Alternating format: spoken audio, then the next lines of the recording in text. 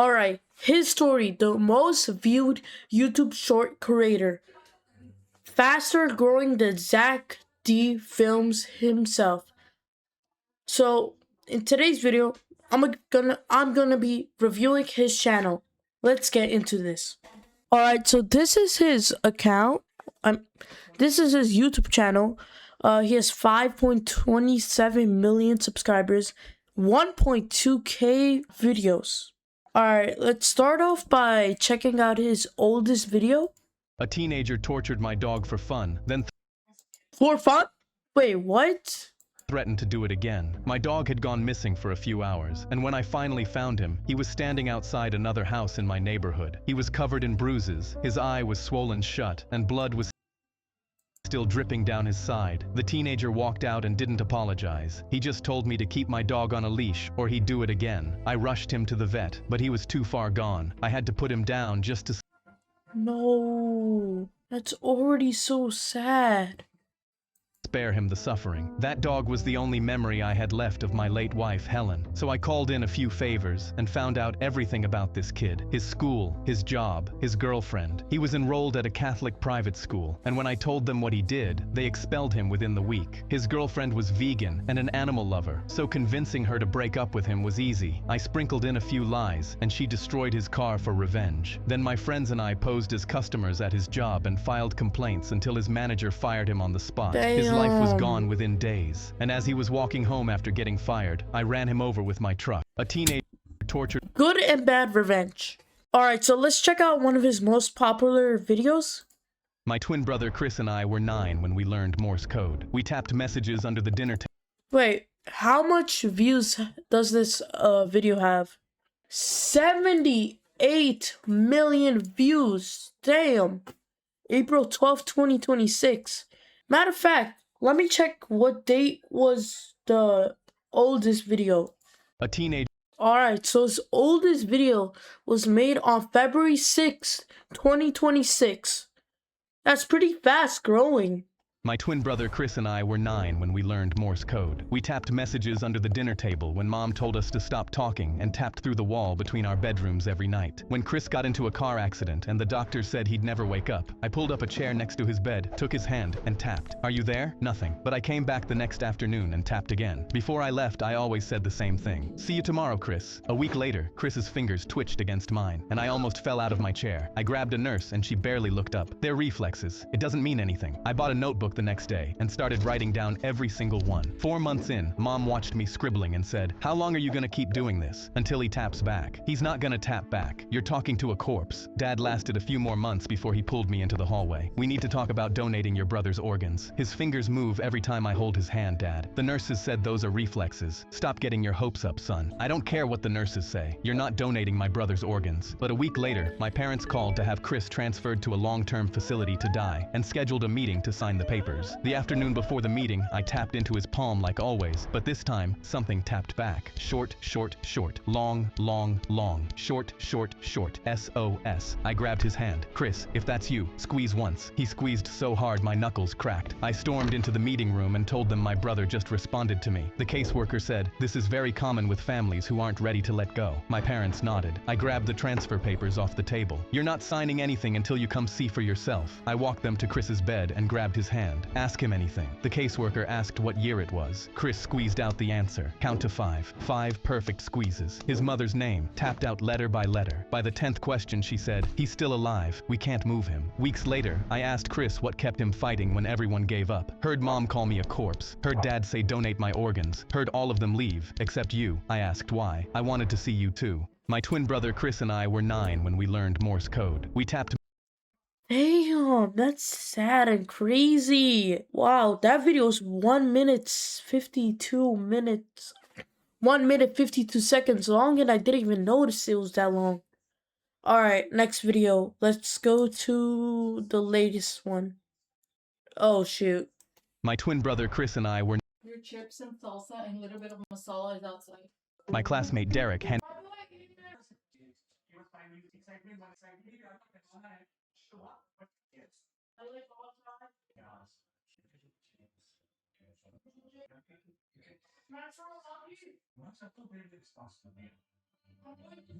All My right. classmate Derek handed me a Dorito and grinned. I know you can't eat this. I shrugged. What do you mean I can't eat a Dorito? I threw the whole thing in my mouth, but the second I crunched down my eyes went wide. It's the one chip challenge. He laughed and pulled out his phone because my face was already turning. Why is my mouth spicy? Oh, damn. That.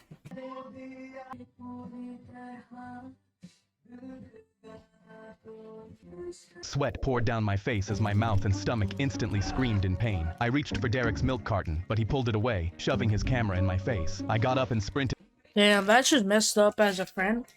Damn. behind the lunch lady's counter, dropping to my knees and going through the fridge looking for milk. I opened the gallon carton and started drinking, not even caring 300 kids were screaming, "Milk boy," as the white liquid flowed down my face into my shirt. But then I felt it. My insides twisted, and the school bathroom stall was calling my name. I went to sprint out, but suddenly the principal blocked my path. He ripped the milk carton from me. "You're getting detention. I'm gonna crap myself." I screamed and ran straight into the bathroom, where I sat for 45 minutes hyperventilating in the stall. But Derek was right outside, sticking his hand underneath the stall with his phone on so he could record me. As I sat there, making the school bathroom unusable and feeling humiliated, I realized what I had to do. I walked into the cafeteria next day, hearing "Milk boy" around me, but I simply sat down and pulled out my lunch. A tray of nachos, filled with one chip challenge chips, drizzled in Carolina Reaper sauce, jalapenos, and ghost pepper extract. From the That's outside, it looked like crazy. Derek's favorite, when in reality, it was the culmination of all of mankind's mistakes. Derek walked over the second he saw me. "What's up, milk boy? How's the one chip challenge?" But then my plate caught his eye. "I want some." His sausage fingers lunged for the nachos and he shoveled handfuls into his mouth. I watched grinning as he ate 10 one-chip challenge chips with everything else on top. "What are you laughing at?" He slammed the table, but face dropped midway. "Oh my god!" He instantly read, flailing his arms. "It burns!" But his fingers accidentally brushed his eyes. "Ah!" Derek's legs started shaking. "I can't see. I need milk." I laughed because I'd done the math. What Derek had eaten was 23 times worse than what I did. He ran towards the lunch ladies with his eyes closed, panting and not knowing where he was. He slammed straight into the glass counter, falling with an earthquake-like thud. Derek lay there yelling, "Ah!" as I calmly walked over, my phone in my hand. "Who's the milk boy now?" My classmate Derek.